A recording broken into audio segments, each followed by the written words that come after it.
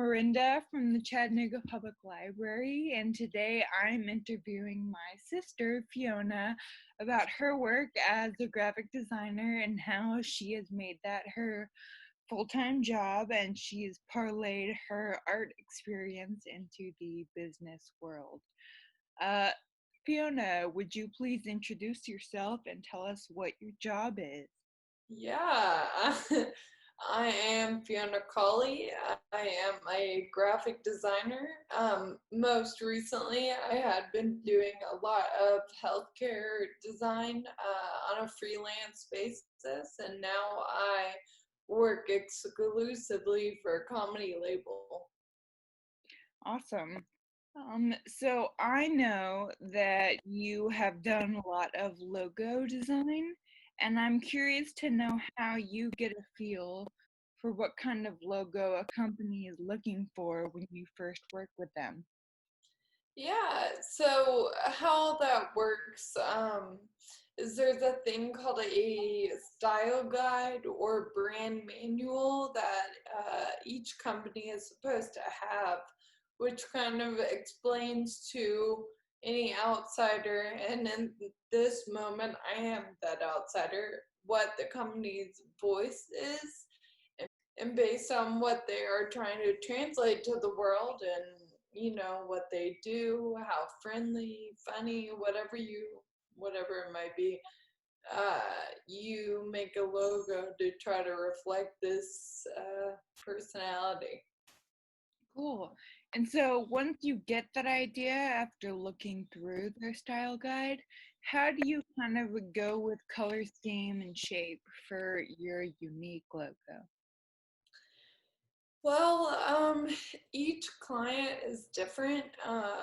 A lot of them just have, well, maybe they have like company colors, and so I have like a realm to work within. And some clients just kind of want me to make some options, and then they kind of go from there. Everyone has a different relationship with different color schemes, whether or not they realize it. So I think that each individual's experience really affects the final outcome. Hmm. And so that's kind of how you get your color scheme. Usually in a logo, there's some kind of design shape, either beside the name of the company or maybe around it, Called an icon. and the icon. So do graphic designers kind of make their own unique icon to present to the company for their logo? Yeah, so what's really most important in logos, well, one, you need to make a logo where an icon can stand alone and is representative of the company. It's for isolated without the name of the company right next to it, right? And that is called good brand recognition. Hmm. Um, but I think the icon is kind of, your first introduction into like, this is the kind of creativity I do. And the icon is a place within design that I think you can really display your creativity as a designer. Okay. And so where have you in your past gotten inspiration for your icons that you would make? Like, say, for a healthcare company, because I've seen some of your work from your website for, I think, Select Data. Was that the Mhm. website? So, where did you come up with your idea for those icons? Well, whenever you are making an icon, a logo for a company, every company does a fairly specific thing, and you kind of need to do some field research to understand what has worked historically. What does this area of business like to see? And so I do that research. I generally come together with the PowerPoint of examples of other healthcare companies that I like their logos. I have the client tell me which ones they are most interested in, and then I try to take some values from each of these different logos and then make something that doesn't exist yet. Cool, perfect. And so when you're doing your creation of icons or logos or whatever it is, what kind of programs do you use on your computer? Strictly Adobe, the whole suite. So a lot of people that aren't really in the design world, I don't think, realize that each Adobe program is really meant to be used for a specific kind of task. Like, you don't use Photoshop to make a logo, that's more Illustrator based. And then InDesign is, document layout kind of design, like a poster, if you will. So yeah, I work in all of them, just whatever the project calls for. Yeah. And so I know that a lot of designers plan things on paper before they make it in a program, but you and I are both disabled, as some of the library goers know. I have a form of MD, and so does my sister here. So what do you do rather than maybe drawing on paper? Why don't you draw on paper? Well, I don't draw on paper because it's kind of a waste of time for me. I can't, uh, my coordination with my hands it's not great. So whatever is in my head will not end up on that paper.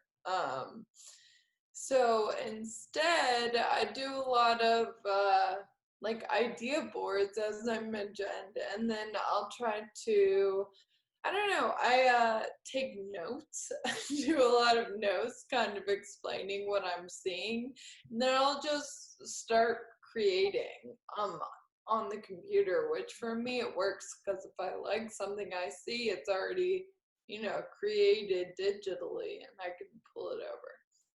Yeah, and I think that's cool just talking about it now. If you're someone who is disabled, but you love art, you want to make art your job one day, graphic design is for you. If you can learn how to use these programs, it doesn't really matter if your hands listen to your brain. That was not to like go off, but when I started college, so I'm sure everyone knows Miranda and I were diagnosed pretty much at the same time, but for me, I was 18 when that happened, and I had just started college. And prior to that, all throughout high school, I wanted to be a painting and drawing major because I really love art.